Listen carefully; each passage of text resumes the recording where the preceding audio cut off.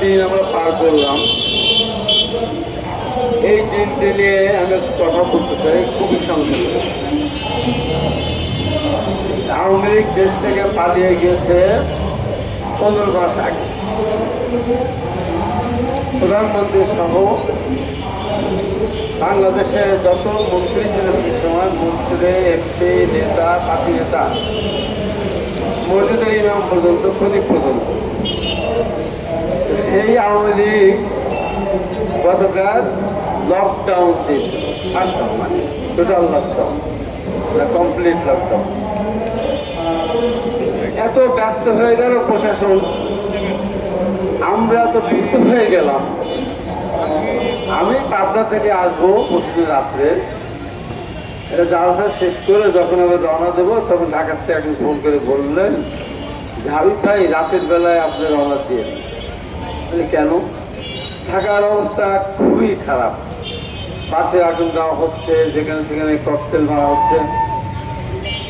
আমি বললাম আওয়ামী লীগ তো দেশে নেই, বোমা মারবে কে, ককটেল ফাটাবে কে, গাড়ির আগুন দিবে কে?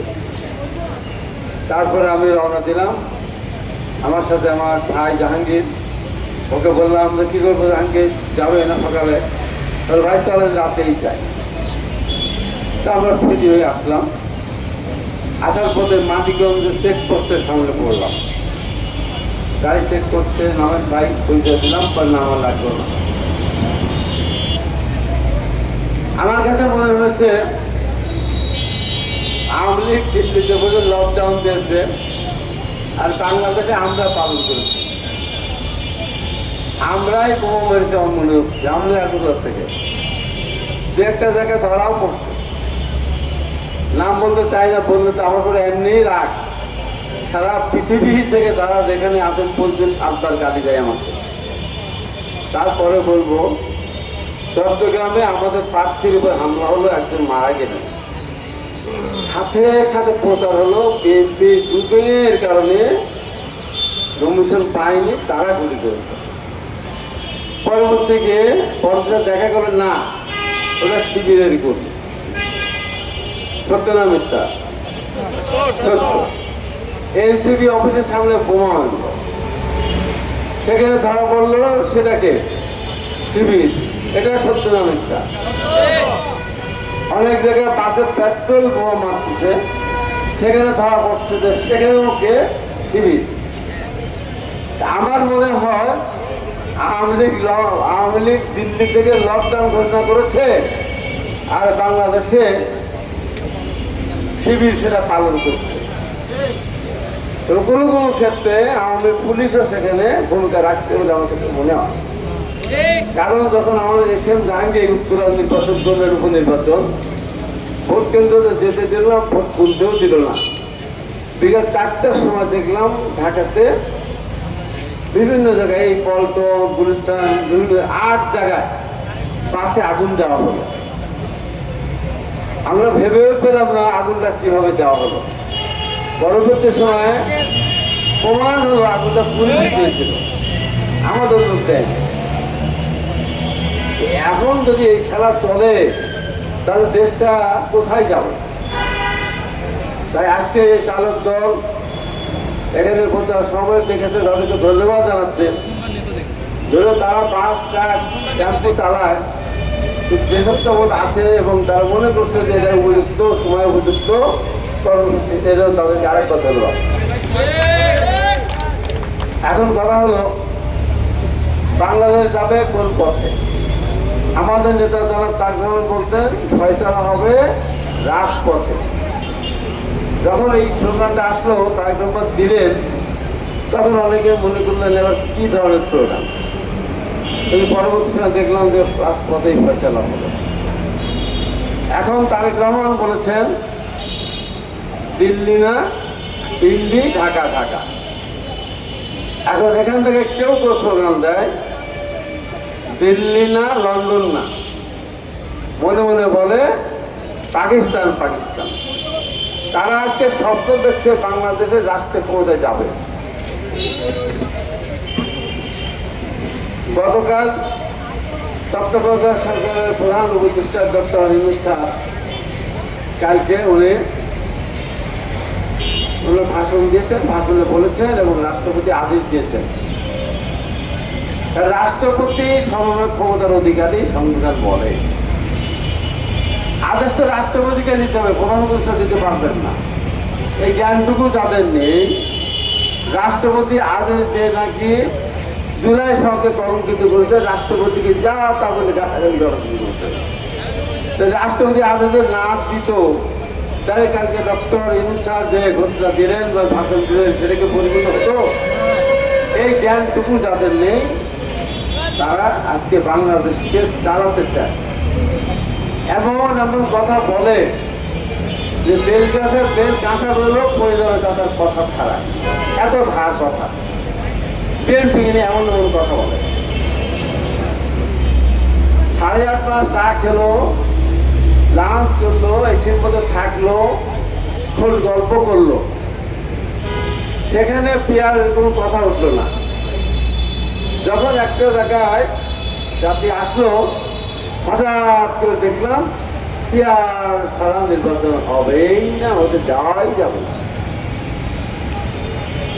গতকাল যখন প্রধান উপদেষ্টা বললেন যে গণভোট এবং জাতীয় সংসদ নির্বাচন একই দিনে হবে, আমাদের নেতা বাংলাদেশকে যিনি নিয়ে ভাবেন আগামীতে আধুনিক বাংলাদেশ, আধুনিক কৃষি নির্ভরশীল, আধুনিক শিল্প নির্ভরশীল, আধুনিক গণতান্ত্রিক বাংলাদেশ গড়ার সক্ষম কারিগর যিনি, তারেক রহমান ধন্যবাদ জানিয়েছেন। আমাদের দলও ধন্যবাদ জানিয়েছেন। ওনারা আজকেও সাংবাদিক সম্মেলনে বলছেন যে না, এইটা নাকি জুলাই সনদের সাথে অসম্বন্ধিত করা হয়েছে। এবং আর একজন নতুন একজন দেখলাম যে এইটা নাকি খুব ক্ষতিকর একটা কিছু করে ফেলেছে, সব আকাঙ্ক্ষাকে পরিষ্কার করে। আমি প্রফেসর ডক্টর ইউনূস স্যারকে ধন্যবাদ জানাতে একটি কারণে, যদি কোনো কারণে গণভোট যদি জাতীয় সংসদ নির্বাচনের আগে হতো, তাহলে শহীদদের আত্মা 2বার কষ্ট পেত। একবার কষ্ট পেত, ওই গণভোটে কেউ ভোট দিতে যেত না।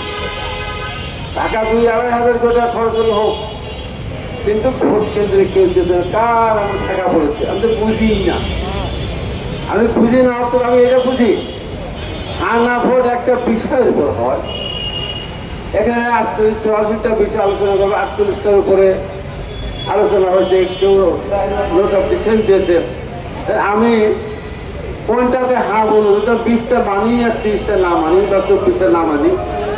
আমি যদি হ্যাঁ দেই তা আমার বিবেককে প্রতারণা করবো, যাতে এতদিন আমার পছন্দ নেই না এই পয়েন্টগুলি, তা আমি হ্যাঁ কেন দিলাম।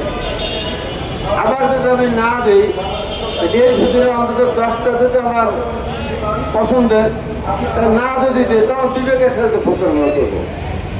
এই বিবেকের সাথে প্রতারণা করবো। স্বাধীন মানুষ বলেছে না ভোটের সিদ্ধান্ত সাংগঠনিক আন্দোলনের সাথে। তাই যতবার ভোট হয়েছে হানা ভোট, ততবার হানা ভোট কলঙ্কিত হয়েছে। এক এক সময় ভোট 100% উপরে গেছে, 80% ভোট দেওয়া লাগে না, ভোট এসে সব ভোট দিয়ে দেয়। আমরা 91 সালে 77 করার পর নির্বাচন হলো, বিএনপি রাষ্ট্রীয় ক্ষমতায় গেল, বিএনপি গঠনতন্ত্রে আছে, রাষ্ট্রপতি সরকার। দেশের স্বার্থে বর্তমান পরিস্থিতির কারণে সেদিন আওয়ামী লীগের পক্ষ থেকে প্রস্তাব উত্থাপন করা হয়েছিল সংস্কৃত গণতন্ত্রে ফিরে আনার জন্য। দেশ যদি বেগম খালেদা জিয়া দেশের স্বার্থের কথা সবসময় করে বিবেচনা করেন, তাই সেটা সর্বসম্মতিক্রমে বিরোধী দল সহ বিএনপি মেনে নিল এবং একটা গণভোট। সেই গণভোটে আমরা দেখেছি এবং শাহাবুদ্দিন সাহেবকে পুনরায় প্রধান বিচারপতি পদে ফিরে দেওয়ার জন্য সেই গণভোটে ভোট খুব একটা মানুষ দিতে যায়নি। সেই ভোটকেও কিছুটা বাড়িয়ে দিয়ে কলঙ্কিত করা হয়েছিল। তাই এইবার যদি জাতীয় সংসদ নির্বাচনে গণভোট হতো, 5-7%, 10% মানুষ ভোট দিতে যেত, তাহলে এই যে জুলাই সনদের উপরে যে শ্রদ্ধা মানুষের নেই, সেটা একটা পরমাণুর একটা অসম্মান হতো।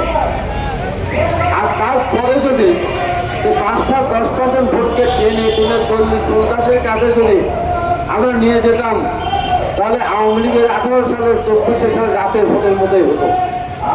তখন আমার শরীরে আপনার আরেকবার কষ্ট পেত যে এত কষ্টের পরে, এত জীবনদানের পরে যে নির্বাচন, সেখানেও এখানে ভোট ছিন্ন হলো। এই জন্য ডক্টর ইউনূস স্যারকে আমি ধন্যবাদ জানাচ্ছি একই দিনে ঘোষণা দেওয়ার জন্য। এখন প্রশ্ন, নির্বাচন কমিশন কি করতে পারবে না? অনেকে প্রশ্ন তুলেছেন, আমার কথা কেন পারবেন না? এখানে আমরা ইউনিয়ন গাছের ভোট পেয়েছি, একটা পুরুষের মেম্বার ভোট আর 3 ওয়ার্ড বলে একটা মেম্বার ভোট, আর 9টা ওয়ার্ডে 9টা মেম্বার ভোট, তাহলে আবার একটা চেয়ারম্যান ভোট। আমরা যে 4টে ভোট দিতে পারি, তো এখানে আমরা 2টা ব্যাংকে ভোট দিতে কেন পারবো না? তো এখানে প্রশ্ন আছে 4টা বিষয়ের উপরে আপনি যদি একবার না হন, তাহলে তখন আপনি কি করবেন? দেশের স্বার্থে, দশের স্বার্থে, পরিস্থিতির স্বার্থে সেই কাজটি করতে হয়। যেমন মিথ্যা কথা বলা মহাপাপ, আল্লাহ মিথ্যাবাদীকে ক্ষমা করেন না, মিথ্যাবাদী বেহেশতেও যাবে না। কিন্তু আমাদের বাংলাদেশে, সারা পৃথিবীর মধ্যে আমাদের বাংলাদেশে একটা ঘটনা ঘটে গিয়েছে 5 তারিখে, 5ই আগস্ট। দেশ জাতির স্বার্থে সেদিন আমাদের দেশের মহামান্য রাষ্ট্রপতিকে অসত্য কথাটা বলতে হয়েছিল, কারণ তখন বাংলাদেশের ফ্যাসিস্ট প্রধানমন্ত্রী পালিয়ে গিয়েছিল, উনি পদত্যাগ করেননি। তাহলে পদপত্র দিবেন কার কাছে? দেওয়ারও তো প্রশ্ন ওঠে না।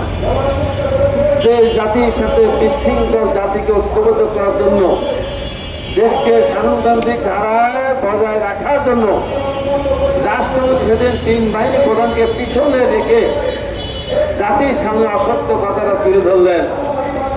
প্রধানমন্ত্রী পদত্যাগ করেছে, আমি নিশ্চিত পদত্যাগপত্র আমার কাছে আছে।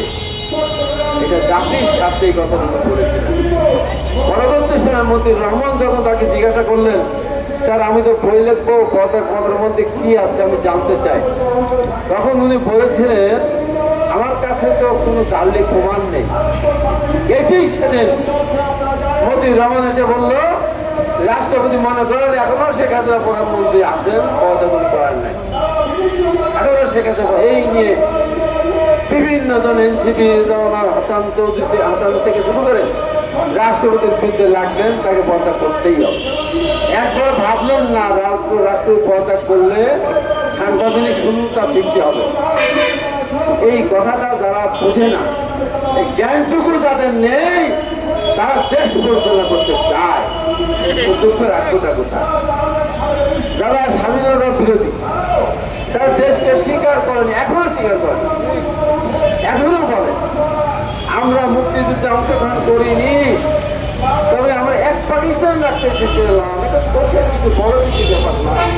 হাই রে হাই, বাংলাদেশের মানুষ 30 লাখের মানুষকে যারা হত্যা করলো, মামুন ইজ্জত হত্যা করলো, ঘর বাড়ি জ্বালিয়ে দিল, জনপদ ধ্বংস করলো, তারা বলে যে এত বড় কিছু না। এখন তারা জাতীয় স্মৃতিসৌধে যায় না, শহীদ যাই না। আজকে আমাদের সেই কাণ্ড দেখতে তাদের। আমার ওখানে গতকাল আমার এই যে উপজেলা, আমার পাশে যে ছলিমপুর মানিকনগর মোহনদার পাড়া, ওখানে জামাতের কয়েকজন মহিলা গেছে বাড়ি বাড়ি ভোট চাইতে। ভোট চাওয়ার পাশাপাশি তারা সেখানে আইডি কার্ড নিয়ে আসতেছে মহিলাদের কাছ থেকে। তো সেখানে আমাদের একটা হাবুল মারা গেছে, ভাই গেছে হাবুল, যে আপনার ভোটার আইডি কার্ড নিচ্ছেন কেন? এইটা বলা অপরাধ। তারপরে ওখান থেকে 50-60টা মোটরসাইকেল নিয়ে গিয়ে ওই বাড়ির উপরে হামলা করে ব্রিজ বাড়ি ঘর কয়েকটা ভেঙে তসতস করেছে। এই যে ইসলাম, এই যে ইসলামী শিক্ষা, এই যে মানুষকে বিভিন্ন জায়গাতে রক্তাক্ত করা হচ্ছে, এটাকে ইসলামের শিক্ষা দেয়? আজকে তাতে প্রেস ক্লাবের সামনে দাঁড়িয়ে বলতে চাই, এই প্রেস ক্লাবের সামনে দাঁড়িয়ে আমি অনেক সময় অনেক বক্তব্য দিয়েছি, সরকার পত্রের আন্দোলন করেছি, সফল হয়েছে সে আন্দোলন। আজকে বলতে চাই আপনার ইসলামিক দল বলেন, আপনার রাষ্ট্রের ক্ষমতায় গিয়ে কোন আইন আপনারা প্রচলন করবেন? আপনাকে ইসলামী আইন প্রচলন করবেন, আপনাকে শরিয়া আইন প্রচলন করবেন, আপনাকে মেয়েদেরকে ধরবে হিজাব পড়বেন, নাকি মেয়েরা যা ইচ্ছা তাই পড়বে? কোনটা বলেন তো? কোন আইন প্রতিষ্ঠা করতেছেন আপনারা? আপনারা বলতেন ইসলামী আইন, আল্লাহর কোরআন আইন, কোরআন হাদিসের দেশ চালাবো, অথচ আপনারা পাশ্চাত্যদের ভাবধারা, সেই ভাবধারায় সেই আদর্শ সেই অনুকরণ করে আমি দেশটা, এই যে মুনাফিকি যে কথা, আবার কথায় কথায় বলবেন যে আমাদের দাঁড়িপাল্লা ভোট দিলে নাকি বেহেস্তে যাওয়া যাবে। আচ্ছা, বেহেস্তে যাওয়ার কোনো বেচা, আমার বলে ভোট যারা দেন তাহলে বেহেস্তে যাবেন। বৈদ্য বলতেছিল আমরা বৈদ্য, আমরা ভোট দিলেও তো বেহেস্তে যাবো দাঁড়িপাল্লা, হ্যাঁ তাও যাবে। কিন্তু বলেন, বৈদ্য বলেন যেই যাবে যেই দিবে সেই পাবে। আমার প্রশ্ন কয়বার দিবে? একবার না দুইবার না তিনবার? বলেন, এই যে বিভ্রান্ত অবস্থা, তারাই দেশটার ভিতরে বিশৃঙ্খলা সৃষ্টি করতে চাচ্ছে। তারা কোনোভাবেই এই দেশে নির্বাচন হতে দিতে চাচ্ছে না, কারণ নির্বাচন হলে তাদের আসল অবস্থা প্রকাশ হয়ে যাবে। যে কারণে একবার পেয়ারের কথা বলে, আবার বিভিন্ন কারণ দেখে একবার বলে যে গণভোট না হলে জাতীয় সংসদ নির্বাচন হবে না। যদিও ইউনুস সাহেব সেটা পরিষ্কার করেছেন, আমরা যদি মেনে নিতাম তখন বলতো এর পরবর্তী পেয়ার সিস্টেমে না হলে আমরা জাতীয় সংসদ নির্বাচন করতে পারবো না। সেটাও যদি মেনে নিতাম তখন বলতো সমস্ত সংস্কার সম্পূর্ণ না হওয়া পর্যন্ত নির্বাচন হবে না। সেটাও যদি মেনে নিতাম তখন বলতো যে সমস্ত বিচার কার্য সমাধান না হওয়া পর্যন্ত জাতীয় সংসদ নির্বাচন হবে না। সেটিও যদি মেনে নিতাম তখন বলতো বিএনপি নির্বাচনে অংশগ্রহণ করতে পারবে না, তারপরে নির্বাচন করে তারা পরাজিত হবে। সেটিও যদি মেনে নিতাম তখন বলতো বিএনপি আগে যে এমপি মন্ত্রী হয়েছিল তাদের ধরে বিচার করতে হবে। একে মামার বাড়ির আবদা, যে দেশের জন্য কোনো অবদান নাই, এদেশে আন্দোলন সংগ্রামের কোনো অবদান নেই। এর সাথে যে আন্দোলনে নেতৃত্ব দিয়েছিলাম সেখানে একজন লোক তাদের আহত হয়নি, মানব